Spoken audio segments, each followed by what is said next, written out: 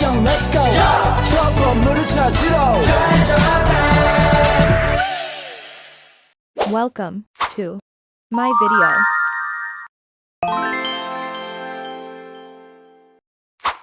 Assalamualaikum warahmatullahi wabarakatuh. Waalaikumsalam warahmatullahi wabarakatuh. Terima kasih kakak ucapkan kepada adik-adik yang telah datang dalam ruangan PLB kami ini. Kak segede.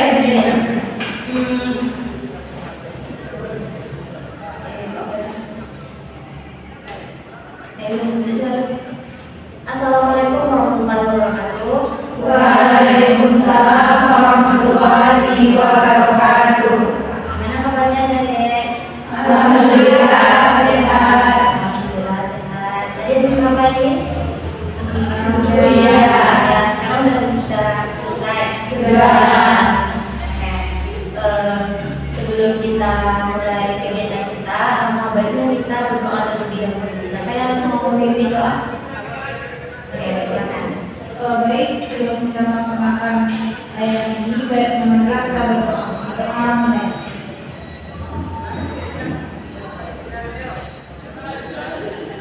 Doa selesai. Terima kasih Tasya.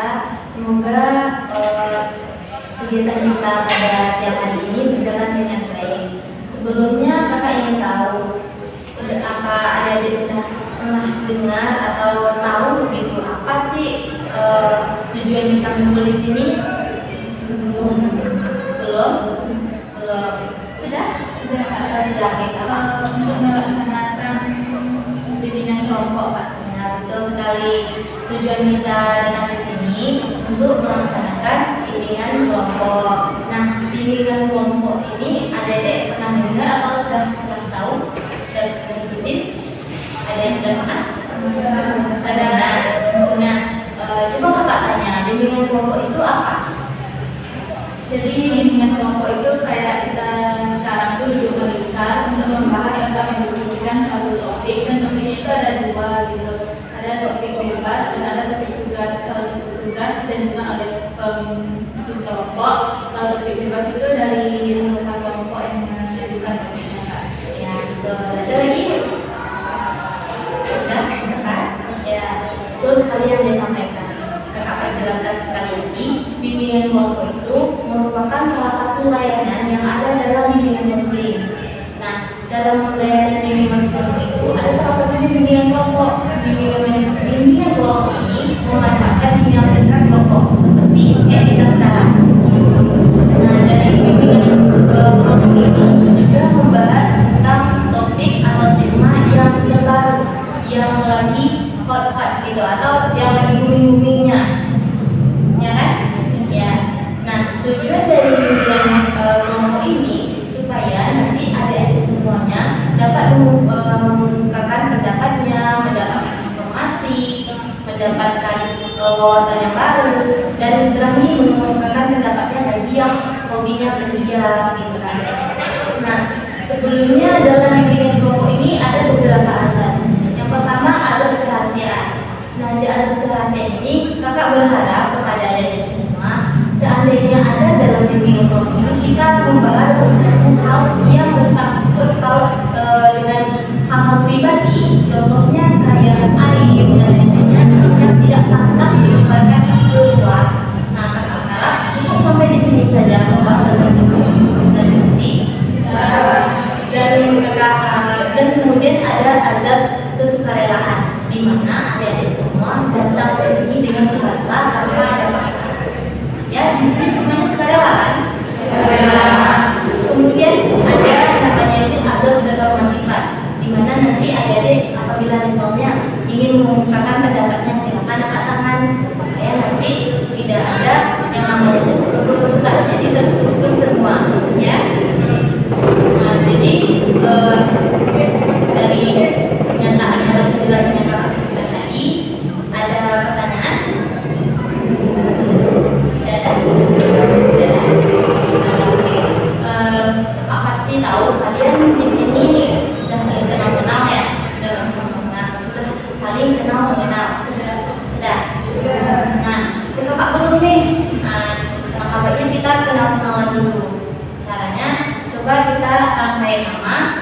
tapi menyebutkan nama hewan yang tidak boleh sama dengan teman yang lain. Contoh misalnya kakak, nama kakak Ola, hewan kesukaan kucing. Nanti sebelah kiri kakak menyebutkan nama kakak kembali dan hewan kesukaan kakak kembali. Ya, paham? Nah, oke, mulainya dari sebelah kiri atau kanan? Kiri dulu, kanan. Oke, kanan. Oke. Dari kakak. Perkenalkan, nama kakak Estella Bella. Hewan kesukaan kakak itu kucing. Kakak Ola dan hewan kesukaannya itu kucing. Kalau Salva, hewan kesukaan Salva itu burung. Kalau kesukaannya kucing, kalau Salva burung, kalau Neva kelinci.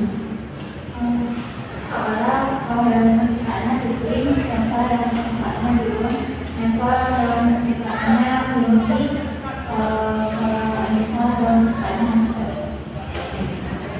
Kalau hewan kesukaannya kucing, Salva hewan kesukaannya burung, Neva hewan kesukaannya kelinci, Anissa hewan kesukaannya hamster, Tasya kesukaannya harimau. Kalau yang kesukaannya kucing, Salva yang kesukaannya burung, Neva yang kesukaannya kelinci, Lisa yang kesukaannya hamster, Tasya yang kesukaannya harimau, Odi yang kesukaannya kura-kura.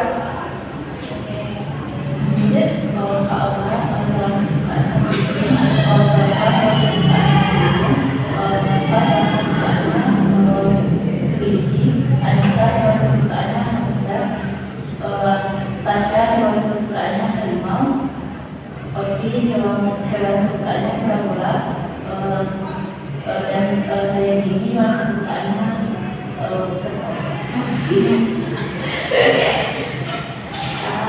Kesukaannya kucing, hewan kesukaannya burung, Neva hewan kesukaannya kelinci, Nisa hewan kesukaannya hamster, Tasya hewan kesukaannya harimau, Oki hewan kesukaannya kura-kura, Dini hewan kesukaannya jadi hewan kesukaannya ikan. Ola hewan kesukaannya kucing, Salva hewan kesukaannya burung, Neva hewan kesukaannya kelinci, Anissa hewan kesukaannya hamster, Tasya hewan kesukaannya harimau, Oki hewan kesukaannya kura-kura, Dini hewan kesukaannya kerbau, Febri hewan kesukaannya ikan, dan Zaskia hewan kesukaannya kambing. Kak Ola hewan kesukaannya kucing, Salva hewan kesukaannya burung, Neva hewan kesukaannya kelinci, Nisa hewan kesukaannya hamster, Tasya hewan kesukaannya harimau, Oti hewan kesukaannya kura-kura, Dini hewan kesukaannya kerbau, Febri hewan kesukaannya ikan, Zaskia hewan kesukaannya kambing, Hana hewan kesukaannya semut. Kak Ola hewan kesukaannya kucing, Salva hewan kesukaannya burung, Neva hewan kesukaannya kelinci, Nisa hewan kesukaannya hamster, Tasya hewan kesukaannya harimau, Odi hewan kesukaannya kura-kura, dan ini hewan kesukaannya kerbau, Febri hewan kesukaannya ikan, Zaskia hewan kesukaannya kambing, Hana hewan kesukaannya semut, dan saya Luna hewan kesukaan saya kupu-kupu. Nah, dari izin tadi kayak menyebutkan hewan kesukaan tapi gak boleh sama untuk melatih konsentrasinya.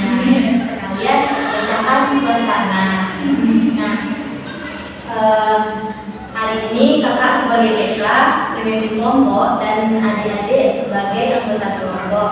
Hari ini kita akan membahas topik tentang bullying, ya.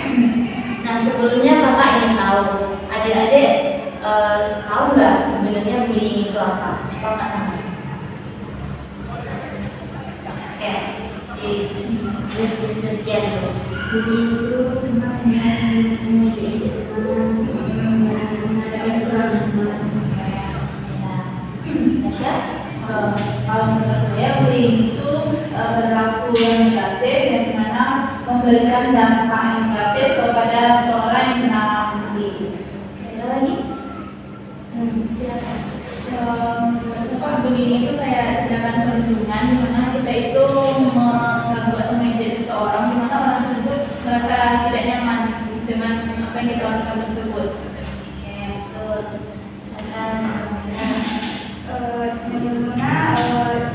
Bullying itu adalah suatu tindakan yang dilakukan seseorang yang berulang-ulang kali sehingga membuat seseorang itu menjadi sakit hati atau bisa jadi menjadi tekanan mental.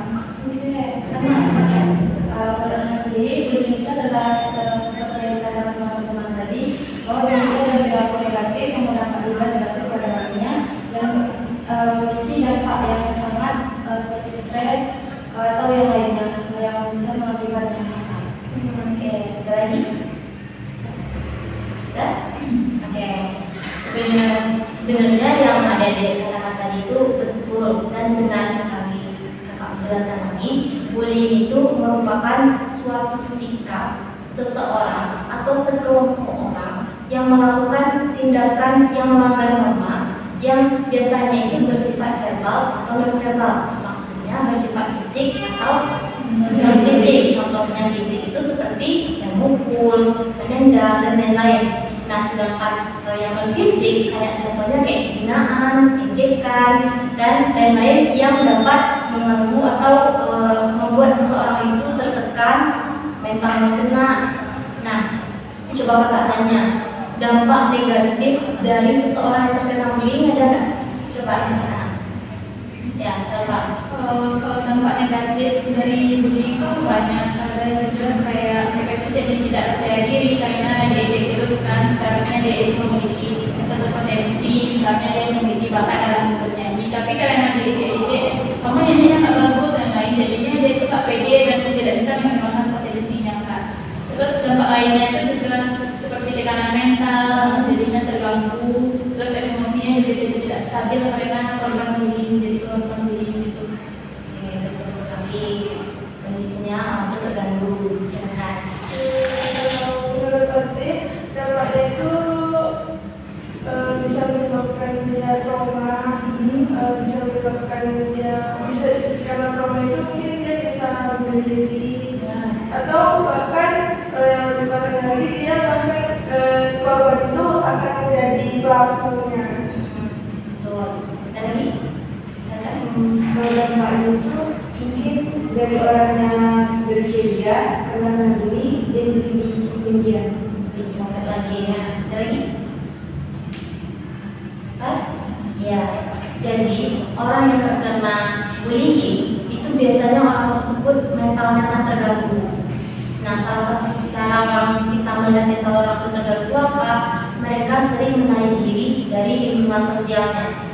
Dan yang kedua, biasanya anak yang terkena bullying atau korban bullying ini cara berbicaranya ini rancu gitu, kayak enggak berstruktur kemana-kemana. Terus yang kedua, dia enggan punya teman. Paling biasanya anak bullying ini punya temannya satu, ya kan? Nah, terus yang kedua, yang berikutnya, biasanya anak yang kena bullying ini gampang menjadi pelaku nantinya karena dia sudah mendapatkan contoh di sebelumnya. Dan yang paling buruk lagi risikonya itu bisa seperti kata Coach tadi menyebabkan orang korban tersebut bunuh diri. Nah, salah satunya itu yang biasanya paling marak sekarang ini, orang bunuh diri karena bullying. Nah, biasanya teman-teman dari kakak pernah nampak orang bullying nggak? Tahu gimana sih ciri-cirinya gitu? Ada?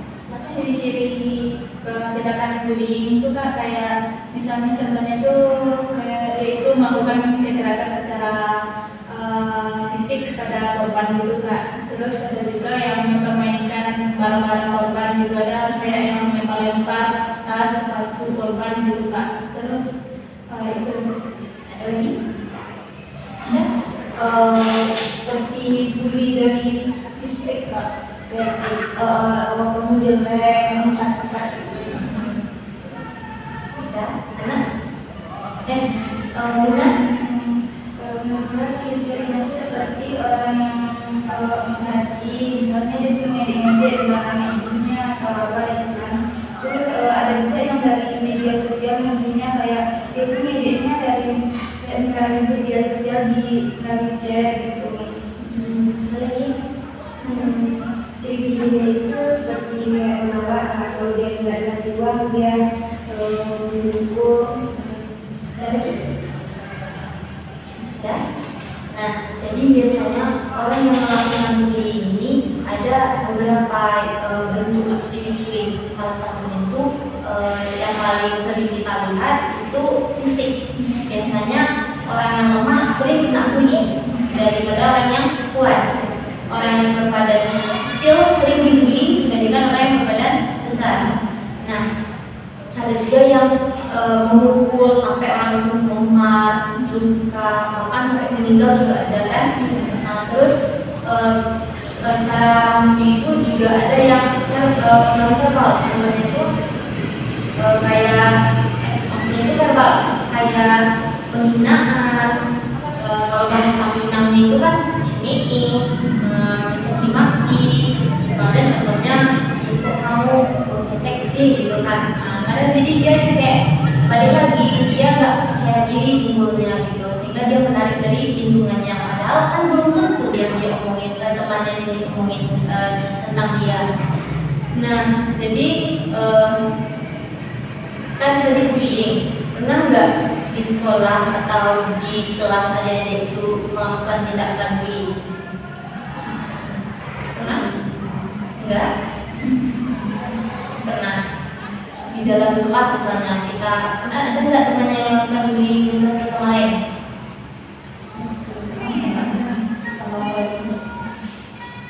Ada? Bullying berbentuk apa? Kayak dia bilang badannya besar, jadi terus dia bilang kayak caci-caci bilang keluar gitu. Iya. Nah, kakak mau tanya sikap adik terhadap pelaku pembullying ini, apa yang sikap harus adik-adik lakukan? Sikapnya kayak kalau nampak tindakan bullying itu sebaiknya itu dilaporkan ke pihak yang berwenang. Misalnya kalau di sekolah laporkan ke guru kalau tidak tuh nggak sanggup memberhentikan itu Kak. Nah, terus kalau mungkin di luar atau terlalu parah bullying itu mungkin dilaporkan ke pihak kepolisian atau ke satpam gitu kan Kak. Terus untuk pelaku bullying ini sebaiknya juga dia kasih hukuman atau punishment supaya agar dia itu merasa jera atau mendapat efek jera dari tindakan yang dilakukan, jadi tidak mengulang lagi. Oke, ada lagi? Apa? Ayo. Mungkin dari pelakunya itu kalau kita melihat bisa kita nasihati bahwa bullying itu adalah perilaku negatif agar dia tidak melakukan untuk selanjutnya. Ada lagi? Ini? Mencari faktor penyebabnya, kenapa kita dibandingin semua orang. Kemudian kalau mencari penyebabnya, harus dari tindakan, terus agar kita berubah dari apa yang begitu. Oke, ada lagi? Oke, nggak ada. Jadi seperti katanya si Sarah tadi, kalau misalnya kita nampak orang melakukan tindakan bullying, kalau misalnya hal itu sudah kelewatan batas, kita laporkan kepada yang berwenang. Contohnya, kalau misalnya terjadi di sekolah, kita laporkan ke guru, wali kelas dulu. Kalau nggak sampai jadi, laporkan ke kepala sekolah. Terus kata si Nisa tadi, memberi nasihat kepada orang pelaku pembuli tadi. Dan terus kata ini mencari faktor penyebab orang itu melakukan tindakan tersebut. Nah, coba kita ambil dari ini. Biasanya orang yang melakukan tindakan bullying ini faktornya apa? Ya. Mungkin faktornya itu kurang kasih sayang dari keluarga, terus mungkin juga faktor lingkungan, seperti dia kawan sama tukang bullying dia jadi pembuli. Pergi. Itu aku bisa jadi dulu dia pernah dibully, jadi dia ingin membalaskan sebagai pelaku. Ya, ada lagi?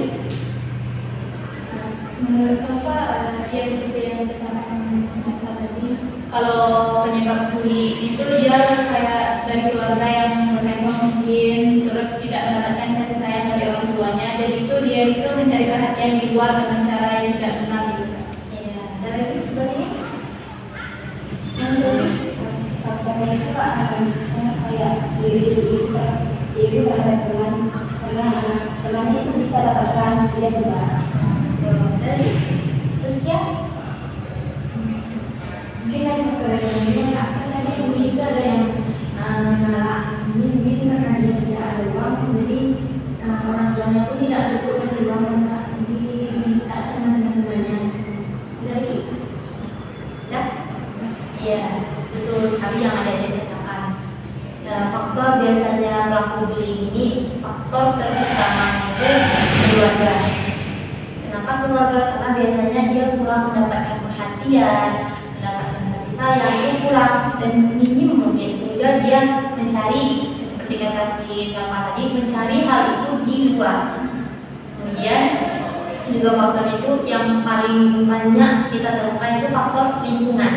Contohnya, misalnya dia berteman dengan orang yang nggak baik, maka perilakunya juga akan mengikut-ikut. Contohnya seperti di sini kita berteman, tiba-tiba kita memiliki teman di luar kayak anak jalanan. Anak jalanan itu kan keras perilakunya. Nah, nanti kita akan contoh juga perilaku anak tersebut ke teman-teman dekat kita.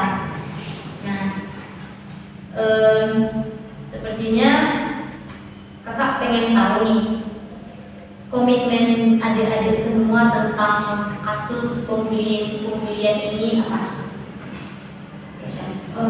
Misalnya jika ada nampak kejadian bullying itu, saya akan mencegahnya dengan cara kalau di sekolah akan dilaporkan ke guru, kalau di luar mungkin lebih dilaporkan ke pihak yang berwajib.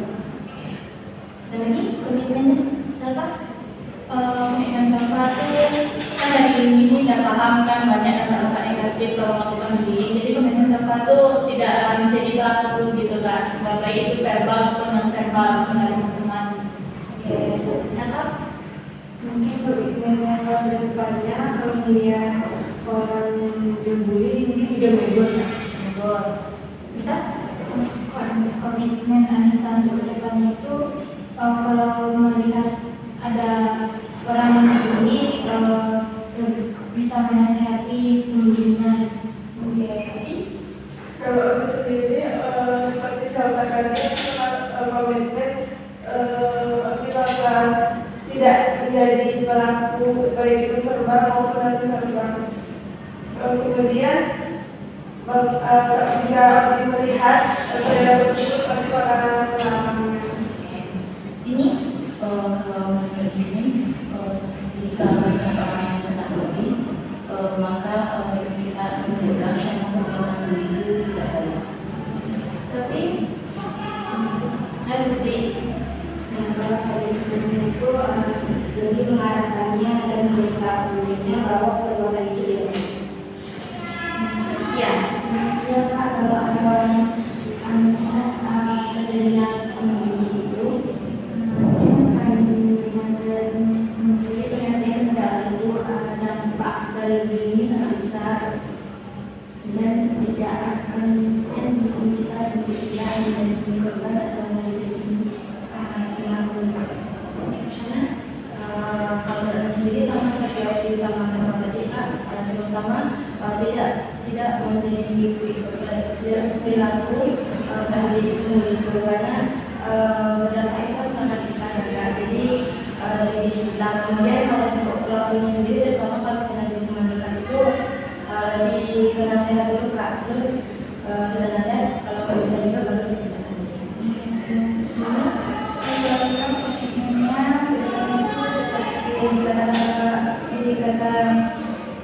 Yang dikatakan teman-teman tadi, itu kalau melihat orang yang membuli itu kita harus menasihati, lalu kalau tidak bisa juga dinasihati, kita harus berikannya tindak lanjut yang berwajib. Oke. komitmen yang adik utarakan tadi, adik bersungguh-sungguh mengerjakannya memang dari hati nurani adik. Ketika adik menemukan orang itu kena bullying atau menemukan korban, atau jangan sampai adik juga yang menjadi pelaku kemudiannya.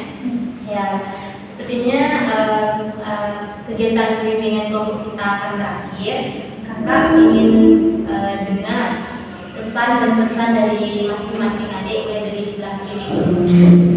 Karena bimbingan kelompok itu menyenangkan, dan juga dapat pengetahuan baru dan juga pengalaman baru, serta pesannya yaitu semoga di lain waktu kita bisa mengadakan BKP lagi. Karena menyenangkan, tidak membosankan. Misalnya lebih diri sendiri untuk lebih fokus lagi melihat keadaan lingkungan itu, supaya tidak bullying dan merusak kata diri. Iya, Ya, kesan-kesannya mengikuti bimbingan kelompok ini menyenangkan, asik, dan dapat teman-teman juga. Dan semoga kedepannya kasus bullying ini sudah bisa dihentikan. tapi Kesan Pak menyenangkan, kesannya Jadi kalau misalnya itu juga perbedaan mereka itu untuk menarik dan pesannya benar-benar kedepannya berbeda. Pasti kesannya itu senang, pastinya. Terus mendapatkan informasi yang banyak. Kemudian kesannya untuk diri aku sendiri agar bisa memberhentikan bullying yang terjadi.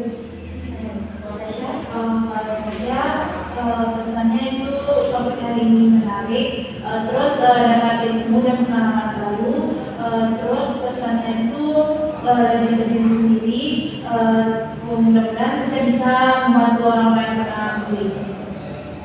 bisa kesannya itu materi kita hari ini itu menarik, terus juga menetapkan pengetahuan baru, terus kesannya semoga kita bisa melakukan BKP untuk selanjutnya. Tanpa kesannya topik hari ini menarik, menyenangkan, dan juga dapat pengetahuan baru, dan saya kita semua coba kita tidak menjadi pelaku bullying. Kalau Safa kesannya itu mendapatkan pemahaman yang lebih baru bahwa bullying itu bukan cuma kekerasan fisik atau yang non-verbal aja, ternyata juga ada yang verbal seperti yang aku jelaskan tadi, seperti ejekan, hinaan gitu kan. Terus untuk pesannya untuk diri sendiri dulu supaya tidak menjadi pelaku baik atau verbal, lalu juga pesannya itu dibuka dengan kondisi sekitar tentang bullying ini. Oke, semuanya bagus pesan-pesannya. Tadi kata Lisa, semoga BKP ini ada lanjutannya. Nah, kira-kira kapan yang kita akan melakukan kegiatan lanjutan dari BKP ini? Minggu besok, sepakat? Sepakat. Jamnya, waktu? Habis zuhur. Hari ini seperti hari ini. Ya. Oke. Nah, kakak sebelum kita mengakhiri kegiatan kita hari ini, langkah baiknya kita tutup juga dengan berdoa. Silakan Tasya, diikuti lagi. Untuk menutup kegiatan kita hari ini, marilah kita membaca Alhamdulillah dan berdoa. Saya ucapkan terima kasih kepada adik-adik semuanya. Sebelum kita meninggalkan tempat duduk, kita nyanyi sayonara.